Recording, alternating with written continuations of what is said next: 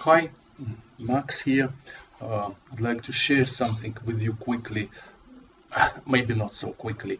Uh, Yesterday, two of my friends had some conflict on Facebook, and they're both people who I respect very much and kind of know personally well. We have never met in real life, but we either chatted or I also followed their posts for a long time, and they are interesting and bright people. And I consider them among the smartest in my friend circle. Yes, I would say that. Like some people have this piercing wisdom, and this is what I always thought about them. They have this piercing wisdom. Yes, and perfect values. And they couldn't agree about this very thing called coronavirus, how real is the threat. One person can be put in a camp of skeptics, and another one is very much kind of serious about the problem. Um, they had quick exchange in comments, and it was very aggravating. I stepped in trying to pacify it a little bit because this is what I usually do. And now I wanted to say why in the first place. So this is the first part of what I have to say, why I think it's so important to not get divided or aggressive over such subjects. Uh, Obviously, each of my friends is an independent person with quite wide circle of friends and connections, and losing uh, one another is not a big deal for each of them. So they can easily wave hand and say, "All right, ciao." Uh, then there is another thing, the truth itself. Coronavirus story or coronavirus narratives, they spread among us, and basically the truth doesn't care of what each of us individually think about it. And we should really be very clear about it. Coronavirus doesn't give a damn for what you think about it. Or if there is no serious threat, the situation still, it doesn't care. I mean, the situation doesn't care about each of us, our thinking.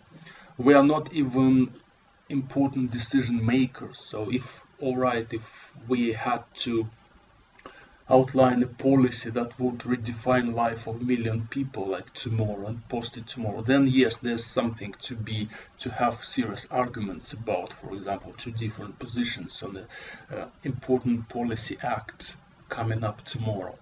But we don't decide anything. We just chat, just housewife chatting, or I don't know, guy chatting something, sitting in his like chair in this funny run. So who cares? I mean, it's only for entertaining. Let's be clear about it. And this is exactly what I call humility, being able to understand that you are not important. Yes. And that allows us to be more relaxed, ideally, about what we say, about our opinion, and whether they match other opinion or not. Well, yes, in some cases there is a serious clash of values, though. Yes, I wouldn't tolerate some radical nationalist in my circle, or just someone who I think is just plain idiot. Yeah, right. Sometimes it works like this. But it's not because of importance or what he says, or how it impacts my world. It's more about aesthetical. I just think it's kind of unpleasant to be with someone like this. Yes. Generally, it's all about this concept that we are not very, very important. Now, opinions are not very important. So relax a little bit. Don't push. So the problem, no. So what is important then, and why I stepped in? So not to defend each of my friends, not for the sake of truth, to defend the truth. No. But there's one important thing here, and a very valuable thing that I consider really a real treasure. It is our ability to communicate. It's our ability to exchange our thinking, and learn from one another. This is the treasure, and I stand to protect it, and I help my friends if they have problem with that. I try to, at least. I make an attempt. I can't see, it breaks my heart, and two people who I believe are both very good and very intelligent, they can't talk and get so easily divided over some nonsense, because it's nonsense. Well, it's not nonsense in terms of, yes, there is a pandemic that kills people, blah blah blah, but it's nonsense in terms of how we personally are connected to it. We're not connected, we're not even sick, thanks goodness. So we just kind of talk about, like, let's talk about Hiroshima, all right, or let's talk about, I don't know, Spanish flu, or let's talk about any of the big war, let's talk about a war, about Holocaust. It's just a conversation of people, no more than that. So if we can't continue our dialogue and exchange over such subjects, then in my view the world has no hope. Because even if smartest, I want to emphasize this, they are very, if even the most kind of not corrupt people who act from very pure motivation or speak from very pure and sincere motivation, even if such people can't get over their different views, then the world has no chance, because most other people are less intelligent, less patient, I guess, and quite corrupt. They have their vested interests in the subject. But so this is, so yeah, it's a very sad situation, and I say it's important to be able to step over our beliefs and not act, not talk like these self-righteous assholes, who oftentimes represent us. Well, how can we criticize our governments? How can we criticize our most unpopular politicians, I don't know, Trump or whoever, if we act essentially just like that? We get easily offended. So what is it? What makes us vulnerable to this evil, I would say? I'd say it's pride, or lack of humility, or this self-importance, thinking that my words are important, that I am important through my words, my opinion is important, and I just can't see someone not accepting it. All this. I don't like when people write, well, unfortunately, it happens in my circle, like, anybody supporting Trump, go away, I don't want to do anything with you, period. And they always add, period. Anything denying, I don't know, whatever, COVID, pandemic, go away. Anybody, you know what, it's far too easy. Anybody denying US imperialism and criminal activity on the international arena, go away from my network. Like, woof, I lose instantly half of my friend list, all my Americans who supported Obama, and I think Obama is criminal, just like Trump, just like Bush, not anything different. But a lot of friends don't agree with me, definitely. And some really and sincerely like Barack, or liked him as a president. And know what? I can live with it, because maybe I'm wrong. Maybe I'm wrong. Well, I think I'm not, but just me thinking. And they think differently. I know these people. I like them and I respect them. Maybe they're wrong about something. Maybe I'm wrong about something else. Let's be more relaxed. We don't have to bring it to level of confrontation. We should respect ourselves, and we should look at something deeper than our opinions. And what is deeper than our opinions? All right, our values, For example, as long as I know that you are a good person, you're willing good, you're wishing good to others, it's just that you might be wrong in some details, but generally we share the same desire for well-being for most humans, and for us, of course, and for our friends, and we are friends, so we wish good to each other.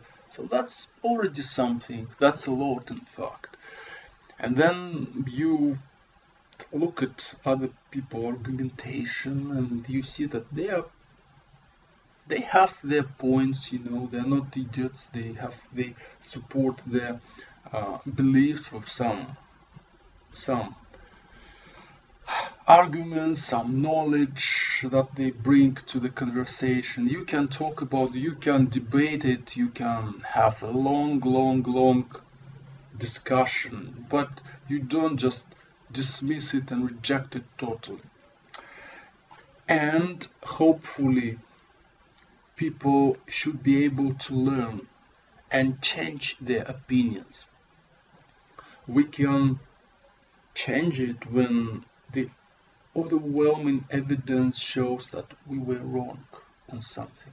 So it's also important. So yes, it was a very sad episode yesterday. I'm not sure. I hope that somehow they can get back to restore their communication, and I hope they will find the spiritual power to maybe think about it more and maybe just send each other a message and kind of start it from the blank sheet, right? Just restart the communication and see who thinks what, and try to, or just leave it maybe, but be kind of patient with one another.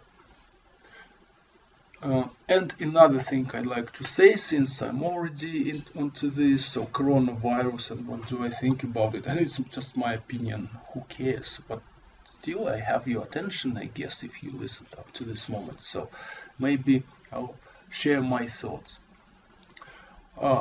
Wish it was that simple, yes or not situation, like my friends let it happen in their conversation.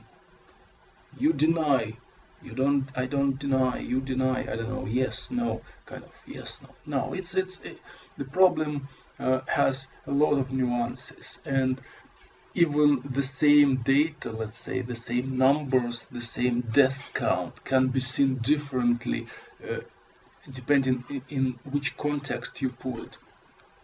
Like 50,000 people died. This is horrible. This is like a deadly pandemic. This is like end of the world, and it spreads exponentially. Wow, horrible.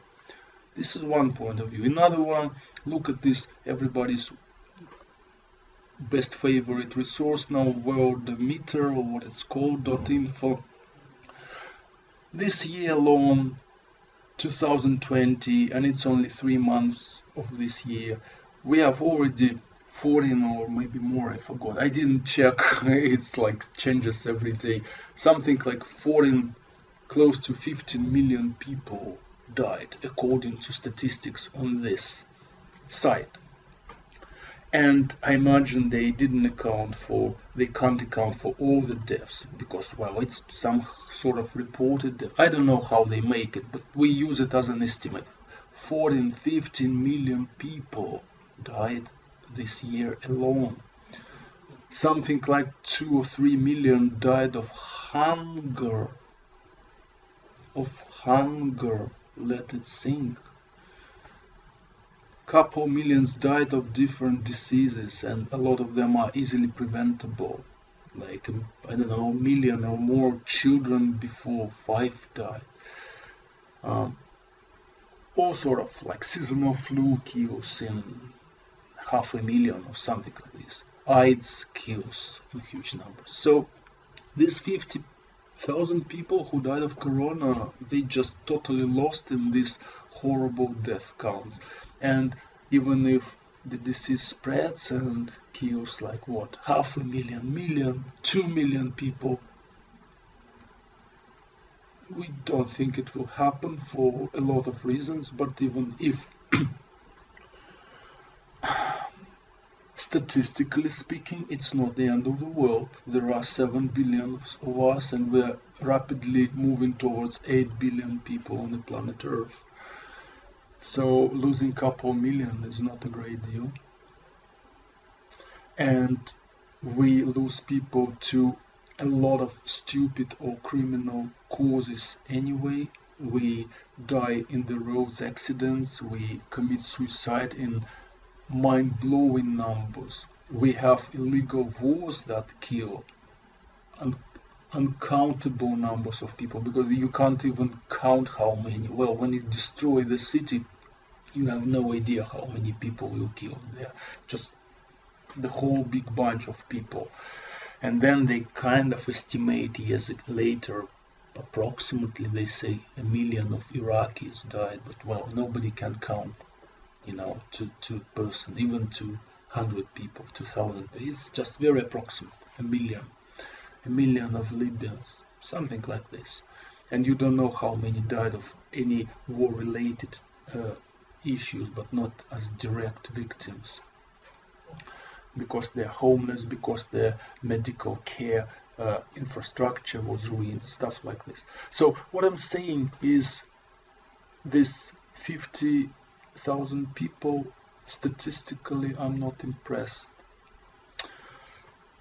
No, I mean, horrible. I know already people who were ill with coronavirus, and I have a couple personal acquaintances. They have recovered, thank goodness. But yes, it is.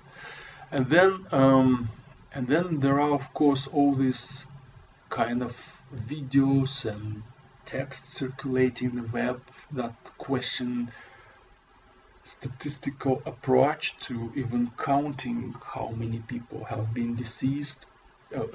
How many people have been infected, because this is obviously, it depends on how many tests were run and how many were discovered. And since some countries do explicit testings while others don't do testing at all, if you look at this popular map where that shows how corona is spread around the world, country by country, you will see that some countries, like in India, they almost have like a ridiculous small bunch of corona cases.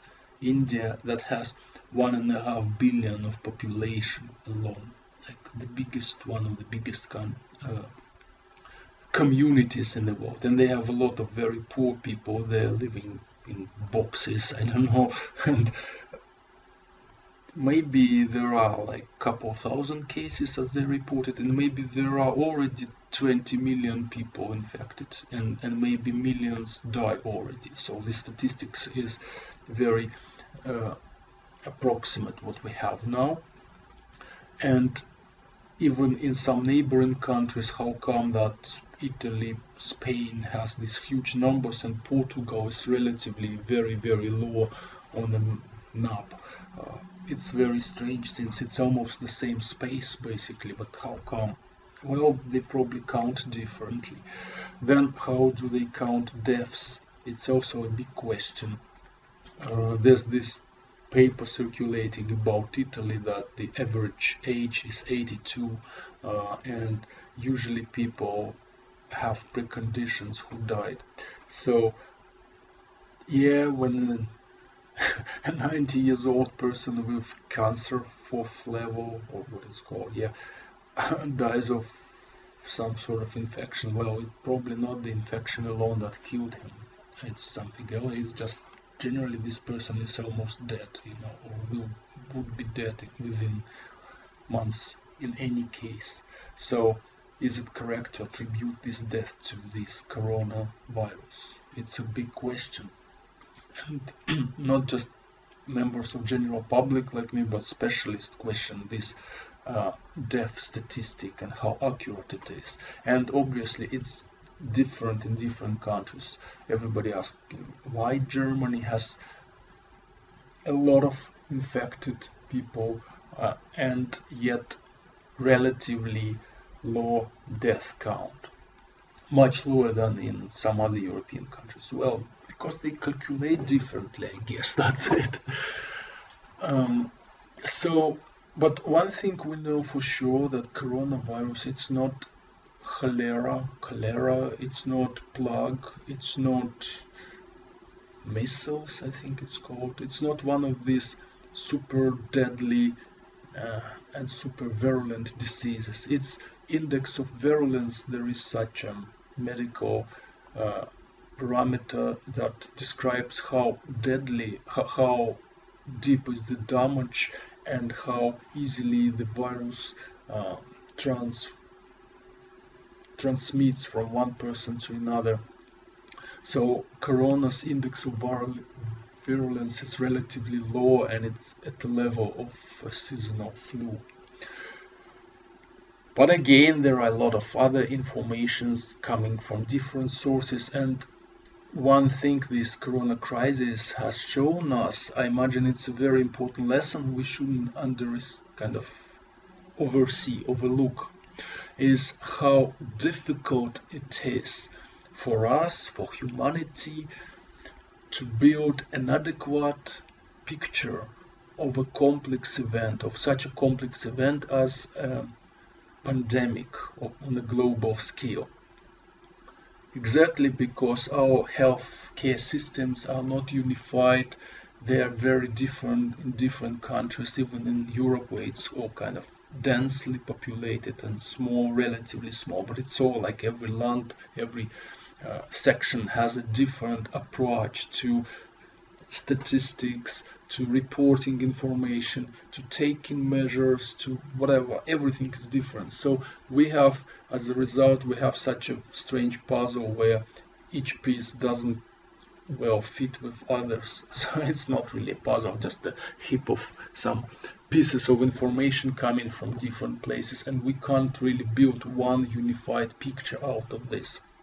So up to date, me having studied so many materials from like three major sources, I follow European, German science, I watched a lot of videos from German virologists, I watched global news, like mainstream news, kind of American news, and I watch Russian television, and it's a huge topic on Russian television. They take very strict measures and they quarantine and lock down everything and take it really seriously. They build new hospitals. 16 new hospitals are being built right now. So I'm trying to understand what's going on, and I can't, because the range of positions is very high. Even among specialists, there's no one view of things. You hear very prominent, very accomplished and professional virologists and doctors, scientists saying very different things on this subject. So up to date, I don't understand if corona is indeed a variation of a flu-like disease of the same level of kind of danger to people, or it's something worse, because there were videos and presentations explaining that it leaves long-lasting and very devastating effect to lungs, even to people who recovered. But I don't know how credible is that. Um, so far, I don't know how important is the quarantine, because a lot of specialists criticize these excessive measures and think that this will have more damage to people, particularly through economical damage, than it does good. And yet there are very serious reasons to believe that maybe this is actually very dangerous and we should indeed stay home and all that stuff, and maybe it's not all that silly, what's going on, but really dangerous. And we can see how a lot of governments across the world and across all the divisions take similar measures. So China and the United States, Europe and Russia, Iran and, I don't know, Israel, they all do the same thing, although they are very like different polar almost countries in many ways, and you won't expect that they have a plot altogether. This is out of question, I imagine. So yes, we are seeing a very, very complex issue which we can't really assess. Uh, what do? We observe, we discuss if we care, and we never lose our patience with one another, and we never become kind of self-righteous assholes, who push for their agenda and say everything else is wrong. We listen to other people and smile if we totally don't agree with them, but there's no need to be offensive over this. Our ability to communicate is the biggest, most important treasure. Everything else is not important because we don't decide anyway. If we can't communicate, if this is above our abilities, I mean, as human species and as individuals, I would say the only other plan for the humanity is to be ruled by some military junta, because if you people can't talk, then you don't deserve to be free. Yeah, as simple as that. Then you have to be ruled by someone ruthless and strict who will just put you in your place, quite literally. So all my hopes for whatever freedom and democracy, if such things are possible at all, comes with people, and the essential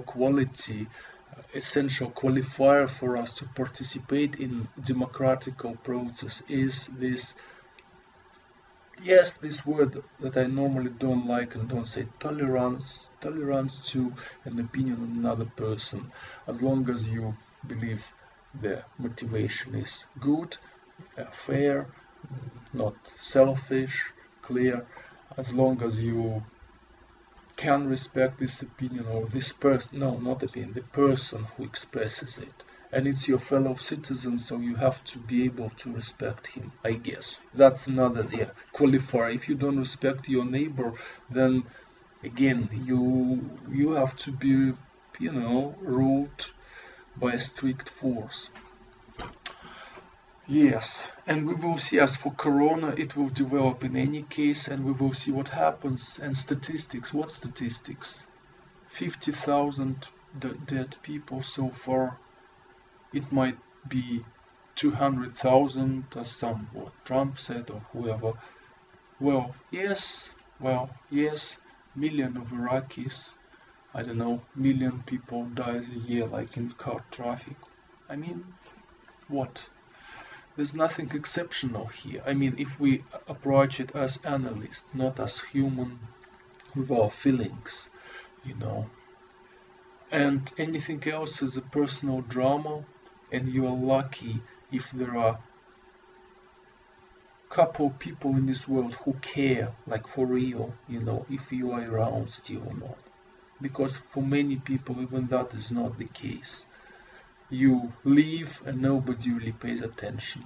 Well, they put a couple of Facebook sad smiles, for you. And that's it.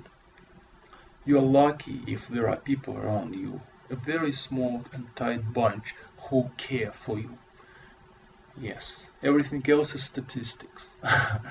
And statistics is telling us that people die like insects in huge numbers, in huge swarms, like 40 to 50 million people alone this year alone in 3 months. So it will be 45, almost 50 million people by the end of the year at this pace who will die in any case. Corona, not Corona, 50 million a year. But there are also births, and births cover that in excess, and we are moving towards 8 billion within the next few years. So relax. Alright, I just wanted to say what bothers me a little bit more here. There's one thing I don't like. I don't like selective care, selective compassion, selective hysteria. Like when people are going nuts over one case and totally neglect other case. So when people died in Middle East, like in huge mind-blowing numbers of people were killed, like in Iraq, Libya, people die of hunger and without fresh water in Africa and a lot of these Asian countries because the infrastructure has been devastated. And it's done to a high extent by us, America, Europe, Western Europe, yes. And we don't pay attention to that. They die in huge numbers again. And people die of preventable diseases.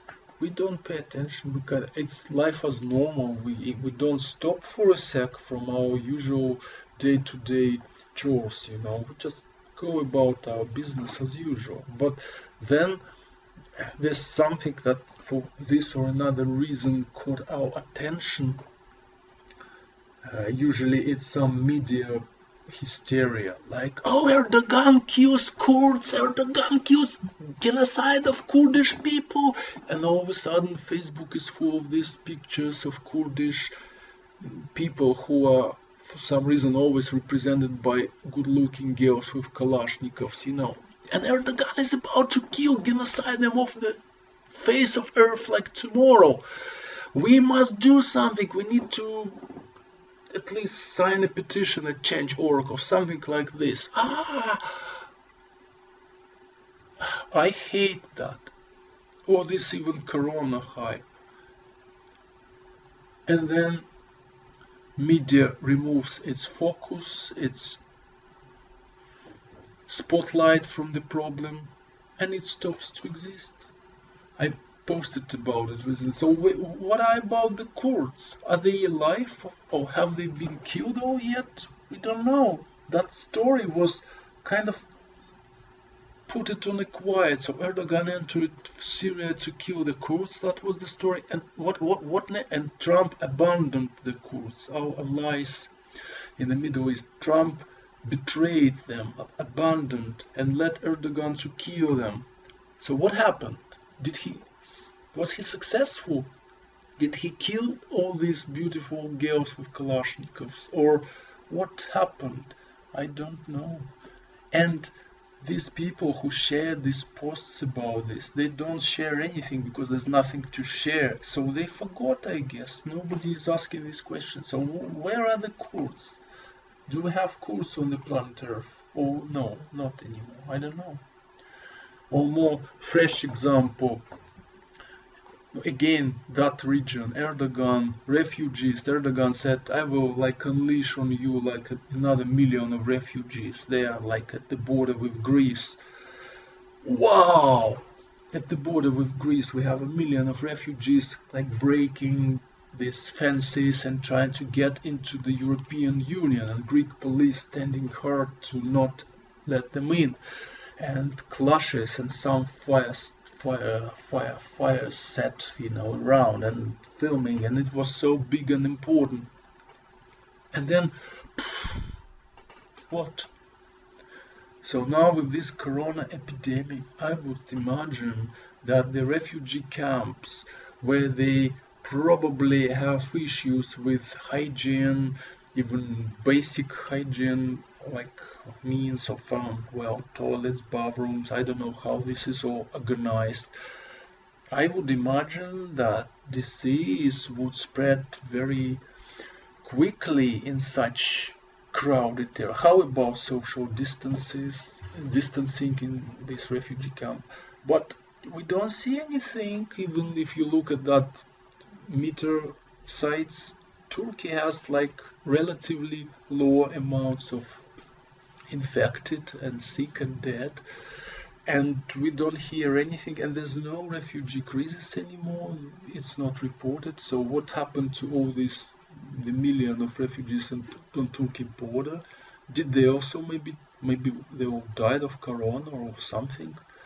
So I hate it when I must confess, I hate this word, yes, when we have this selected interest in something. Of course, when media manipulates our attention like this, it's disrespectful to our intelligence. But the problem is we actually let them do it, and we spread this bull crap, and then once they close the top, we don't ask for more. We kind of easily forget things. We're being trained to have a memory of a butterfly, only remember what's going on like this week. Yeah, so we don't follow on the stories and we don't demand the answers. So what about that Russians who were poisoned in England? Are they alive or not? Or what? What? Suspended again? Well, that's relatively small story about the Skripals, but still, things like that. So Corona, I imagine, well, they can stop filming it, stop breaking into our brains with it, and maybe that will be the best way to heal this pandemic.